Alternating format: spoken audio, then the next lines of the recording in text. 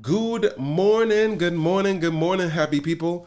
Welcome to another special edition of the Venturer podcast. My name is Shane Spencer, and today I have a very special guest for you. So, I don't know if you were previewed to the last episode.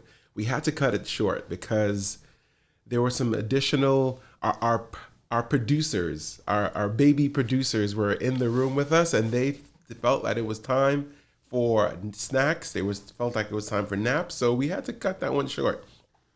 And that's the beauty about live. Live is whatever happens in the moment, everything is okay. You just kind of roll with the punches. But we were able to bring our guests back for part two. And you definitely want to see what's going on here because Matt is amazing. So without further ado, I'm going to bring Matt on. And so we're going to just kind of talk about what he does. And then we're going to actually get a chance to see what it is he's actually doing in the virtual space. How's it going, Matt? What's going on, friend? How are you today? Hold on, let me fix myself up. I'm gonna raise myself up a little bit. There you go. There you go. Super duper cool. I'm so excited to be here today, and I'm so excited to have everyone here today. My name is Mr. Matt from Turtle Dance Music. I help kids come out of their shells, and we also work with autismfriendlyshows.com, and we do autism-friendly, sensory-friendly virtual music programs and shows, and we teach typically developing kids about what autism is and how to be more inclusive. Wow. How long have you been doing that? 10 years. 10 years, my friend. Whoa. 10 years. So what has been the most rewarding part of doing that for you? Well, I have a quick question. Can you cut over to a full screen of Of me? course. Of I course. could. So like one of my specialties, my like zone of genius is I know how to get kids to move. You know, that specialties is that I know how to get the kids jumping around and moving their bodies, So that's like one of the best things. Shane, let me ask you, what's your favorite animal? My favorite animal is a lion. Oh, a lot. Oh, that's super duper easy. Because again, one thing I also love about what I do is I work with New York Public Library and I work with Queens Public Library. But those two. Ah, one thing I Wow. love about virtual is the kids have full control over what I'm doing in the show, and there's so many opportunities to follow the child's lead. And Mm-hmm. I'll tell everybody, everyone was like, "Oh my goodness, they're tired of the screens." I'm like, dude, there's no YouTube fatigue, there's no Netflix fatigue, there's no, you know what I mean? There's no Disney Plus fatigue. No one's, oh, they're so tired of watching Disney Plus. Oh, just get them away from the Disney Plus. So virtual is just that, but it's live and it's way better because there's reciprocity, you know, Mm. and that's amazing. Give me another animal. Like what's another animal you like? Or My let me. zebra. You got a zebra? Oh, absolutely, dude. Because I got kids who absolutely love zebras. So yeah, so I could turn to a zebra, and then I try and pair my faces with an action. So I'm like, everybody run like a zebra, quick, run, run, run, run, run, run, run, run, run. That is And then amazing. the kids get running, and the kids jump up and down and move their bodies. Give me. Well, let's do one more. What's your favorite fruit? I like mangoes. I'm a West Indian. Mango, Mango, please. Mango. mango. I absolutely love mangoes too. Mangoes are absolutely amazing. And I actually have one right here for you. And I got a mango.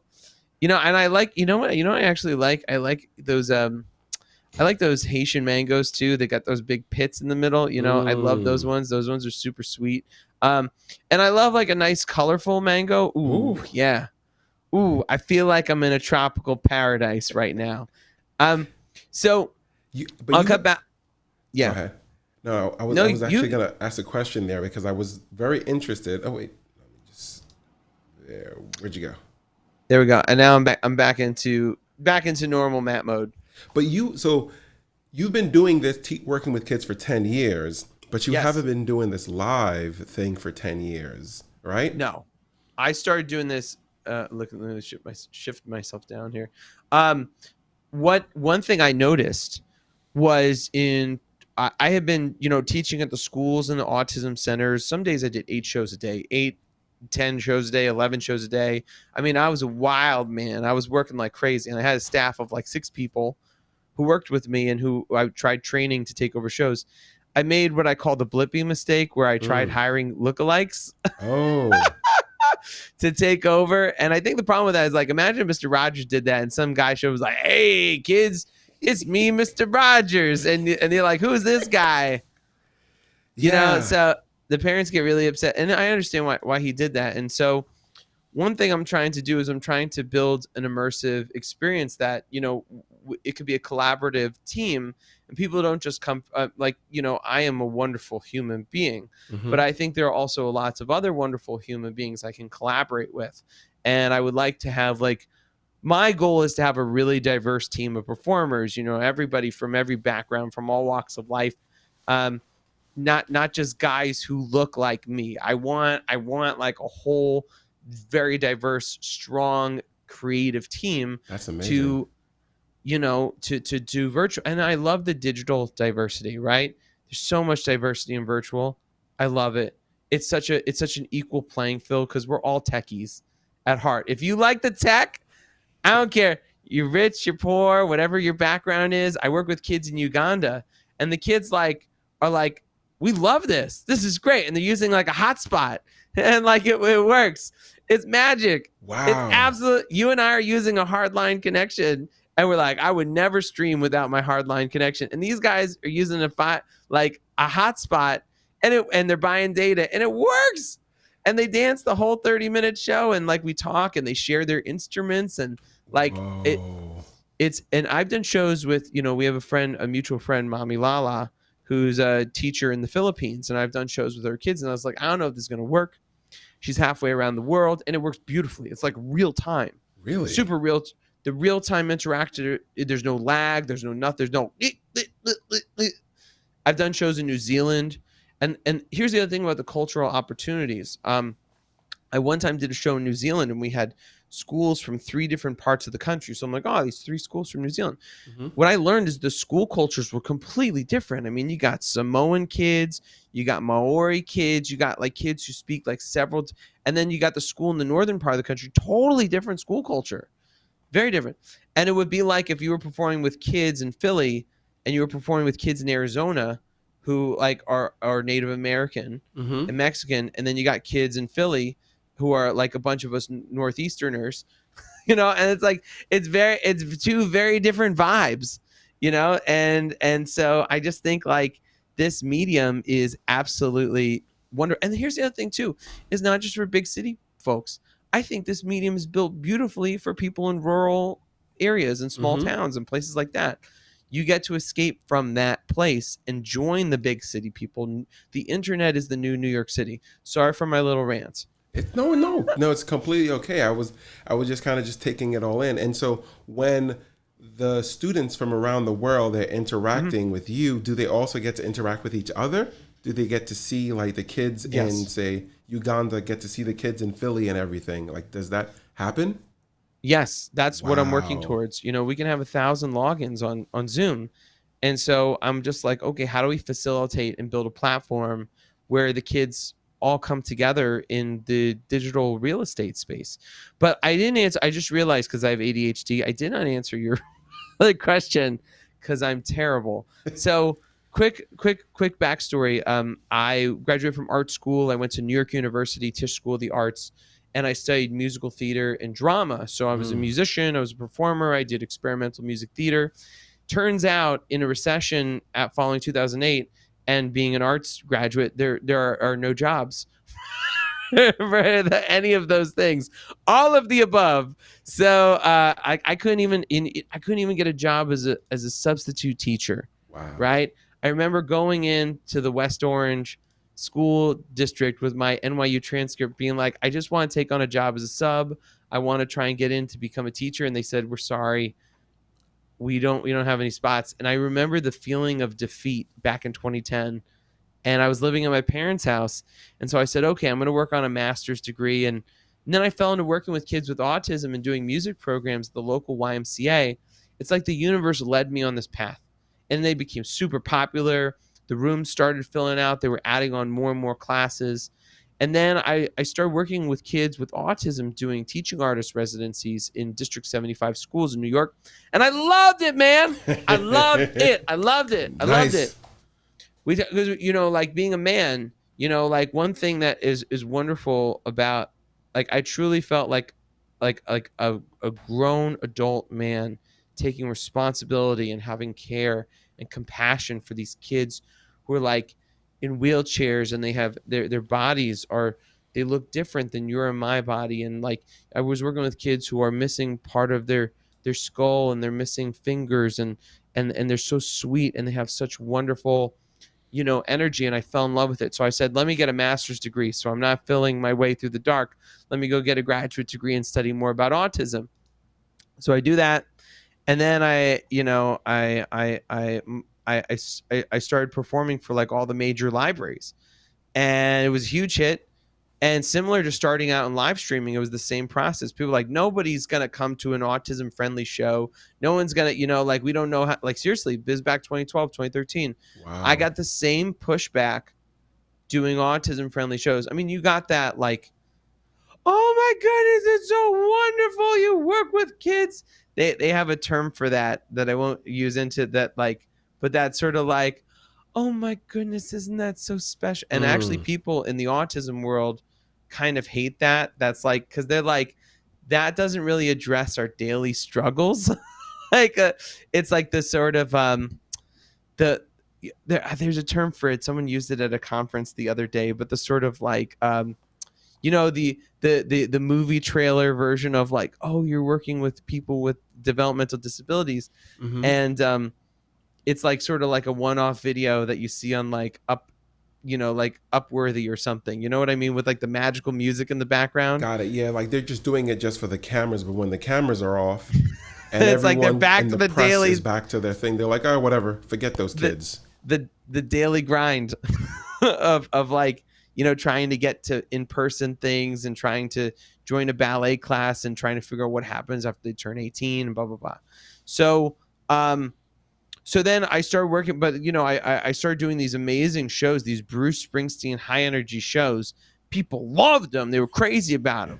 And then I would go to these meetings with like these like 40, 50-year-old people being like, I'm going to be the Bruce Springsteen of early childhood music. And they're like, that's nice, young man. Wow.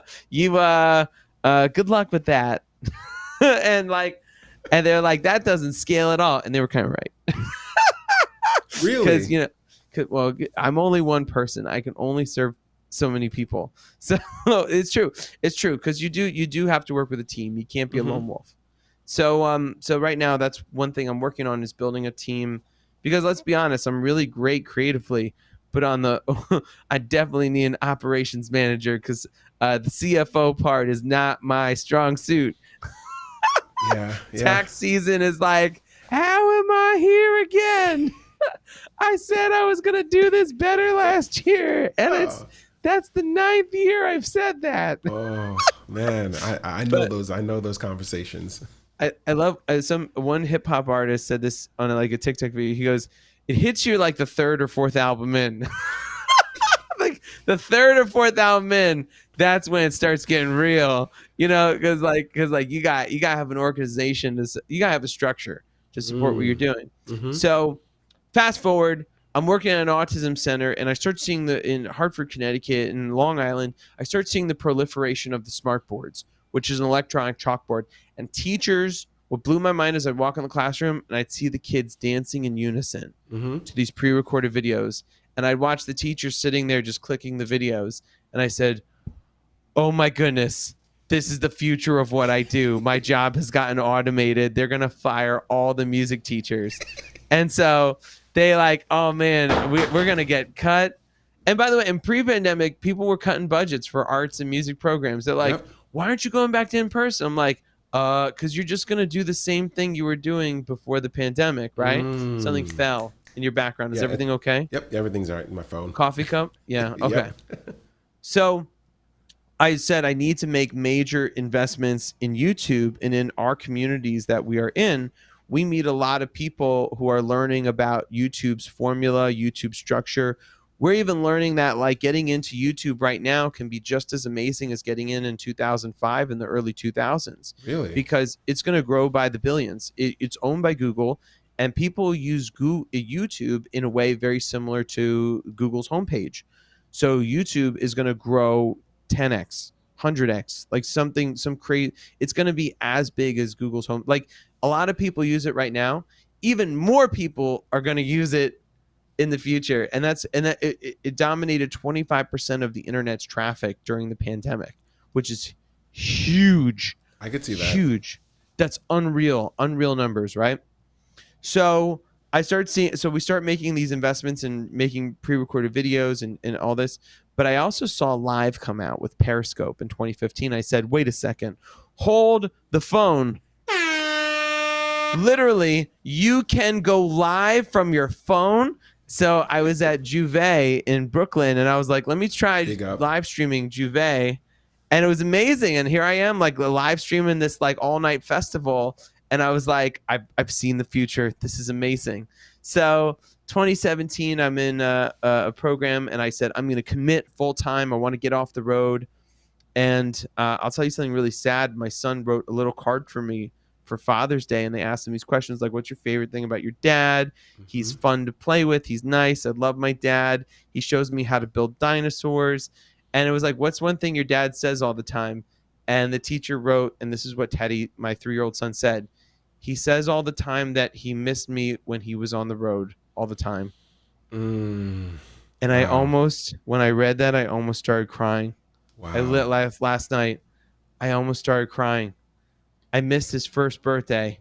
I was performing for like the first lady and the governor of Delaware. And I said, this is the most important thing I'm doing. I'll catch his birthday on Saturday. You know, like that's only 2 days later. He won't remember. He's 1. And I can never get that day back. Wow. I can never get that day back. So for that, I think that's like the number one reason. Put aside the financial stuff, how interesting it is creatively. You know, I think going full-time virtual was probably the smartest decision I've made in my life for being a full-time father. It's, you know, I'm a full-time father first, and then I'm creative, and then I'm an entrepreneur and everything else that I do. Right? Do you identify with that? Yeah, definitely. Yeah, I think one of in my current role, I get to work remotely, and I absolutely love it. You know, I'm able to spend my mornings with him. Like we wake up together. Today we were walking around and smelling the flowers in the park, right, not too far from my house. And in my previous position, that would have been impossible because I needed to wake up at 5 a.m. and I was out the door by 6, and I wasn't coming back till 6 p.m. And it was a tough decision to kind of pull me away, but I love that because I get to wake up with him, I spend the breakfast with him, and then even at the end of the day, I get to rush back over there because he's only a few steps away, and we get to have little time before he goes to bed. And I think that's so amazing that we get to do that. And I don't think my parents were able to do that. And so that's a privilege that I recognize, that I have, and I cherish so much. Let me ask you a question, because I definitely want to also show you some music. Could I do like a quick song for you really quickly? I want to show. Let me do two nice songs for you guys, because I want everyone to sort of see what the magic is all about. Because I said, look, you know, let me design something that like I would take my own son to. Because on top of this, like, you know, I want to be home all the time. So Shane, what I'm going to ask, can you mute your microphone, just because for virtual streaming purposes, the secret trick right now is that if one person's singing, everyone else be on mute. If you're with your choir, if you're with your whatever, until you have a jack trip or one of those things set up, a sound jack situation. So jack trip is amazing. By the way, I'm looking into that. So musicians within 500 miles from each other can make music together live in real time. If you're a bassist in Baltimore and you're a drummer in Boston, you guys can jam together in real time. It's amazing. But for right now, only one person has to be unmuted. So what I say is I get the list of all the names of the kids who are there so I can honor each and every child. So we got Joey, we got Mason, we got Teddy, we got Elijah, we got Jeremiah, we got Jessica, we got Braden, we got Kim, and everybody. I want to see you clap your hands high above your head. Here we go, everybody. Clap your hands up high. Here we go. All 1, right, 2, everybody, 3. let's change the way we move to change the way we feel. Clap your hands. I need to clap, clap, clap. Go. Clap my hands. Here I we need go. to clap, clap, clap. Yes. Clap my hands. I need to clap, clap, Go, clap. Shane. Clap my hands. I need to clap my happy hands. Stomp your feet, Mason. I need to stomp, stomp, stomp. Here we go. Stomp my feet. I need to stomp, stomp, stomp. Yes. Stomp my feet. I Look need at all to the stomp, kids stomp, stomping their stomp. feet. Amazing. Stomp my feet. I need to stomp my stompiest feet. Everybody I need to sneeze. sneeze. Don't you just sneezed on me. Gross. I need to sneeze. Don't you sneezed at me again. Shame. I need to cover my sneeze. I need to cover my sneeze. So I don't spread any germs. Need to sing like a cat. Meow, meow, meow. Sing like a monkey. Go. Sing like a dog. Bark. Sing just like a pig. Point, point. Everybody. Stretch your arms way up high. Wave your arms side to side if you feel the love here. Side. Wave your arms side to side. Stretch them up. high. Yeah. Wave your arms up Amazing. high. I need to hug somebody. Yo, give your parents a Give 'em big hug. I gotta hug somebody. Show them some love. I gotta hug somebody.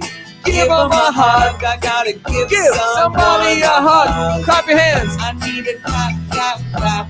Clap my hands. I need to clap, clap, clap. Who's Clap coming my out of their hands. I need shells? to clap, clap, clap. Clap my hands. I need to clap my happy hands. Now, Shane, Yeah. Wow. that or did that not make you come out of your shell? That was amazing. I was looking at it. I was jumping around. I was actually also thinking, man, I wish my son was actually here. So I'm going to actually show him this later on because he likes that kind of stuff, and we try to play that for him as much as possible. Well, I want to tell you something. So Saturday was I'm going to tell you a really very very personal, a sad note. Kind of sad after that high energy sadness. The pandemic tore my marriage apart 100%.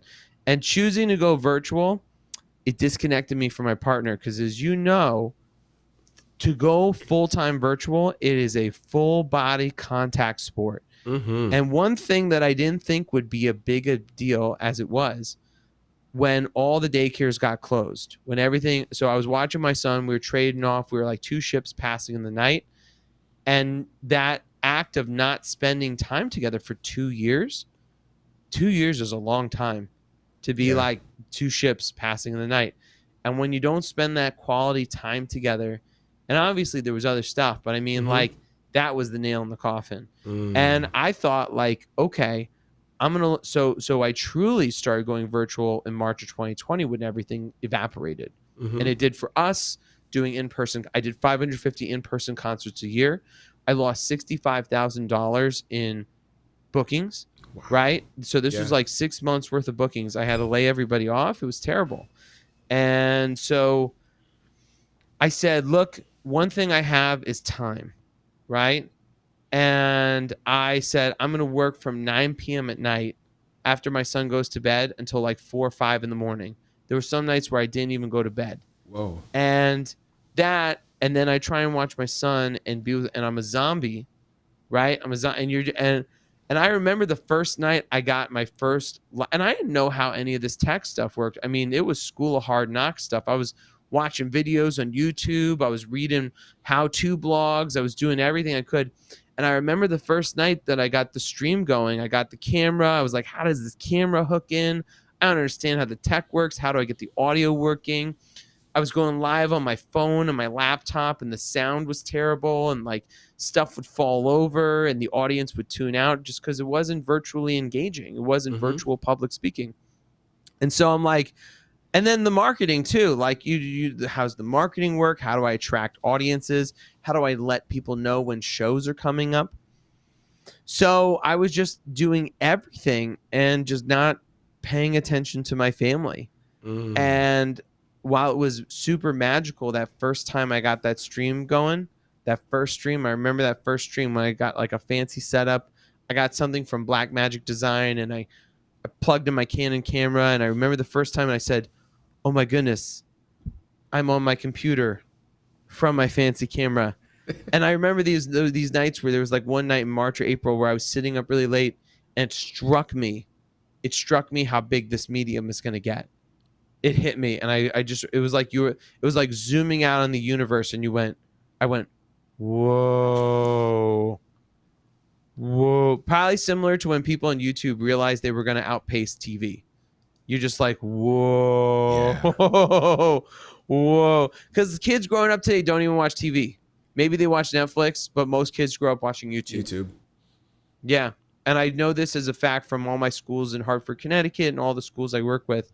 Like, kids don't even have TV. They watch YouTube on their iPads or their tablets or their TVs or whatever, but they don't watch like NBC or CBS, or they don't watch the Saturday morning cartoons on Nickelodeon. And if they do watch Nickelodeon, they're watching it through YouTube.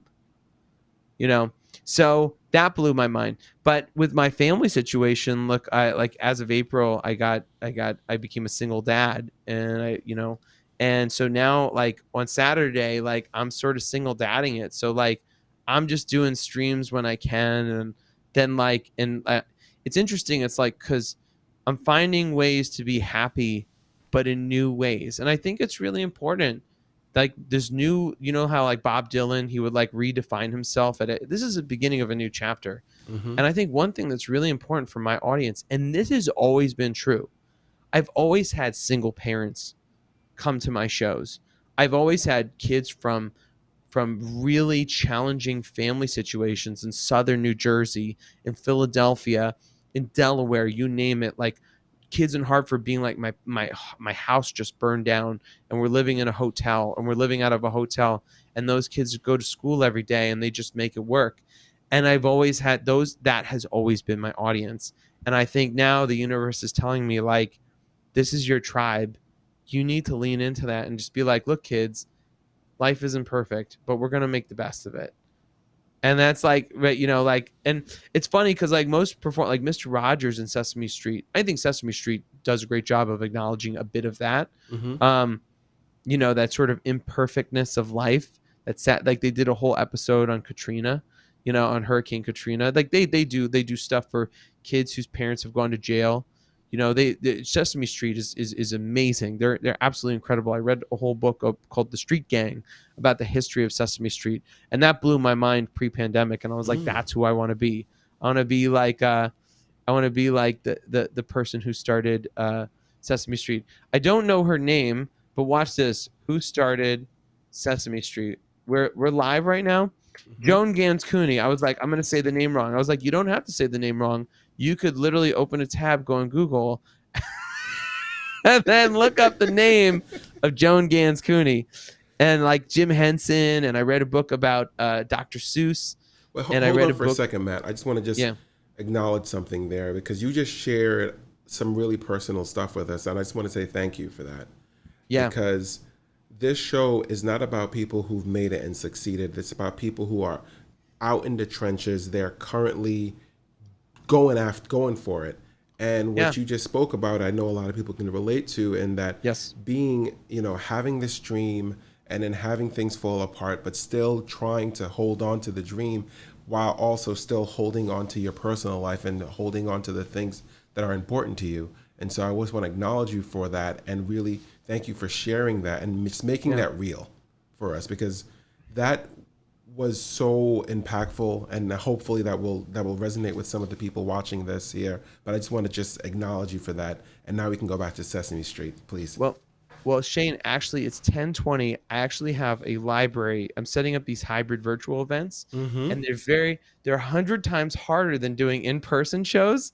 So let me do this, because it starts at 10:30, and I know the librarian might be freaking out a little bit, being like, "Where's Matt? It's 10. He wasn't here at 10:15. Where is he?" So like, what I'm going to do is I got to hop off. Okay. Go over to Pennsylvania, to Harrisburg, Pennsylvania. But if you want to find me, go to turtledancemusic.com, go to our YouTube channel. We're starting a membership this summer. And what we're going to do is we're going to set up daily shows. And if you pay a monthly subscription fee, we're still figuring out, because I want to be like, it's $10 like Netflix. People are like, you're undercharging. And I'm like, okay. But I want it to be equitable and accessible. And like, so I'm actually working with a couple of people to coach me on that. But we are starting a membership. And so anyone from anywhere can join in. So join our email list, because I will be sending out information on that. You can find our email list underneath any of our YouTube videos, or you can find it on our website. And we send out weekly emails letting people know about big updates like this and special deals and discounts and all that stuff. We do autism centers, virtual library shows, hybrid shows, and birthday parties where we get families together from all over the world. And there's so many more things. We also do karaoke, but I don't want to get too into that. The main thing is we teach kids how to be inclusive. Shane, let me hop off the meeting. I want to get over to my client and make sure that they feel nice and calm and regulated. So I'm out of here, friend. All right? All right. Thank you so much. I'll talk to you soon, friend. All right. Bye. Take care. Bye. All right. And there you have it. Welcome. Thank you so much for hanging out with us. This was the Venture podcast.